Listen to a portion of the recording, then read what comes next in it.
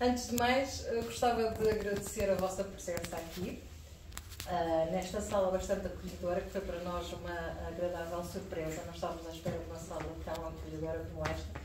O objetivo era fazer este lançamento numa outra sala, mas viemos para aqui.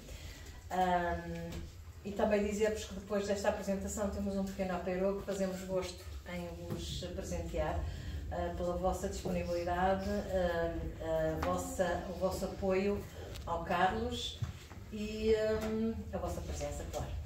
Começava por falar um pouco desta aventura do Carlos numa versão mais intimista, digamos, porque eu só posso falar do Carlos desde que o conheço, embora a sua escrita começou já há bastante tempo, porque desde muito pequeno o Carlos escreve.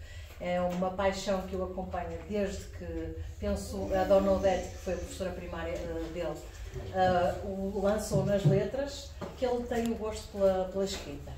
Quando eu conheci o Carlos, eu não conheci o Carlos assim, tipo, a ser apresentado. Eu conhecia-o porque ele trabalhava numa área que eu também trabalhava. Eu fazia produção de espetáculos. O Carlos trabalhava numa empresa de logística, fazia montagem de palcos e de iluminações. E nós trocámos palavras, tipo, olha, eu preciso de um cabo para ligar uma iluminação ou coisa assim. Nada de amoroso ou nada de ligação. Entretanto, eu reencontro o Carlos no Facebook, numa página que ele tinha de autor, chamada Ferreira Carlos. Eu comecei a ler os textos e a primeira coisa que me surgiu foi este Carlos, meu, deve ser maluco na cabeça, que escreve para aqui umas coisas, pois eram todas histórias muito eróticas, histórias muito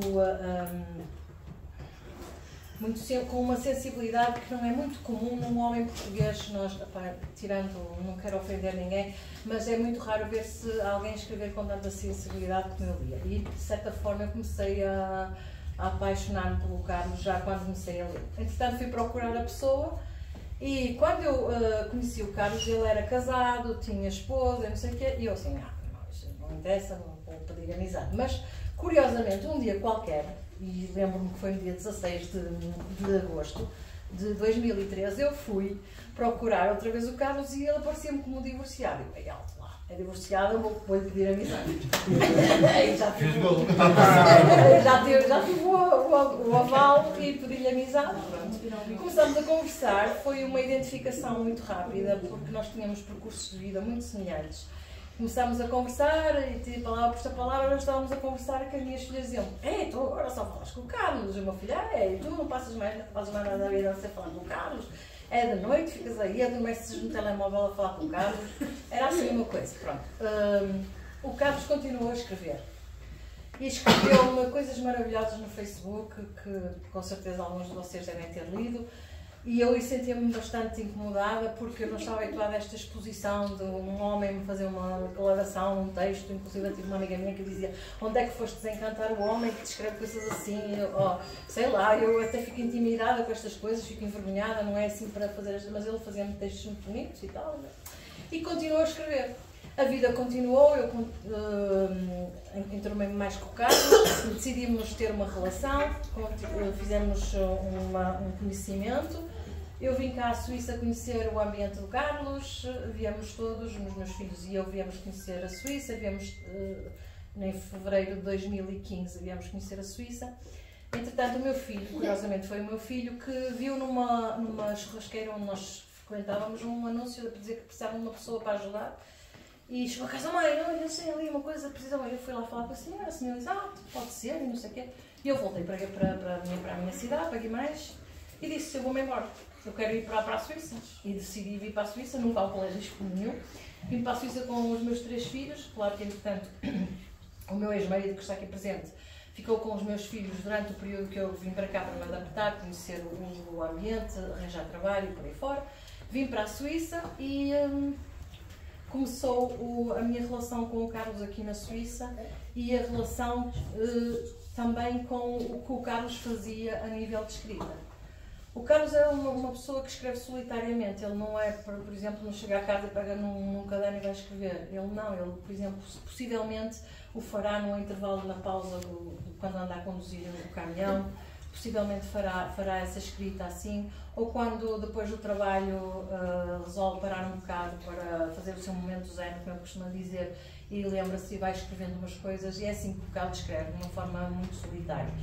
A escrita do Carlos, na minha maneira de ver, porque também gosto de ler, e especialmente a área que ele escreve, que é mais poesia, embora ele também escreva prosa, eu vejo o Carlos como uma pessoa extremamente sensível, que vê as coisas de uma forma mais profunda, que muitas vezes nós precisávamos também de ver para sentir as coisas de uma forma mais interna e também de uma forma depois a podermos expressá-la muito melhor. Porque uma das coisas que o Carlos me ajudou, por causa dessa veia mais poética dele, por causa dessa veia mais sensível, foi a expressar melhor os meus sentimentos. Eu era uma pessoa muito, embora fosse uma locutora de rádio e tivesse sempre um sorriso, os meus sentimentos eu não tinha muita à vontade para os expressar. E o Carlos acaba por também me ajudar bastante nesse sentido, de me expressar melhor sentimentalmente, daquilo que eu sinto, os meus sentimentos, tudo aquilo.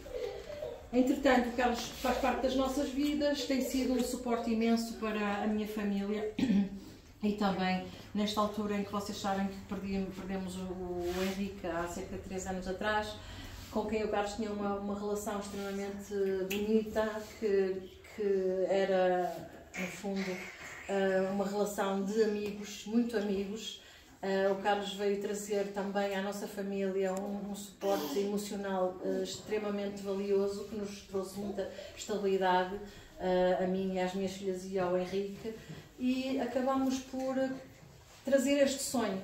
Este sonho era o que o Carlos queria, era pôr num livro aquilo que ele escreve, porque o livro do Carlos tem textos que vêm desde muito cedo, coisas que ele tinha antigas, e que foi fazendo uma coletânea, tipo uma biografia de escrita do Carlos. Então, vem até o dia de hoje, e inclusive faz também homenagem ao Henrique, porque o Henrique também o influenciou e também o inspirou a fazer textos que possivelmente estarão ali, e acaba por ser, de certa forma, o Carlos escreveu, pelo menos da parte que viveu connosco, escreveu sentimentos que correram a Joana, a Catarina, o Henrique, a mim e toda a gente, porque ele escrevia isto, ele sentia isto dentro de nós.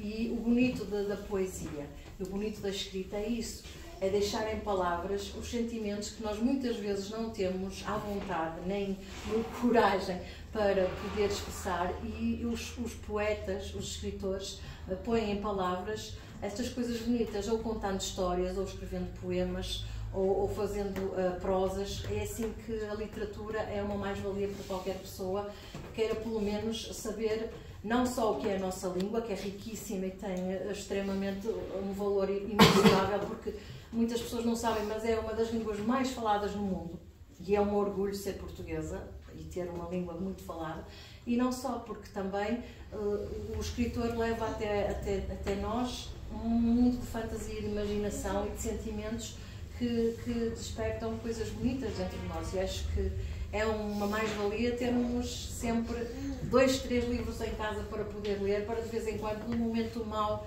pegar, por exemplo, no livro do Carlos, abrir o livro num poema e ler um poema que ele dedicou à mãe dele, ou que dedicou ao Henrique, ou que dedicou a mim, ou à Joana, ou a quem passou na rua estranho, porque ele também não faz distinção dessas coisas, e servir-se disso para uma inspiração para começar o dia. E é isto que tenho-vos a dizer, além de vos dizer mais uma vez muito obrigada por terem vindo.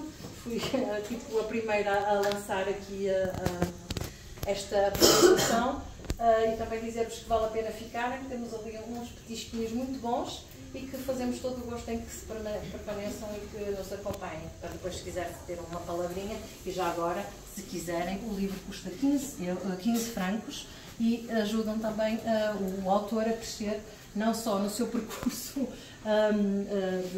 de escrita, mas também porque nós fizemos um investimento para que este livro fosse possível. Muito obrigada e boa tarde.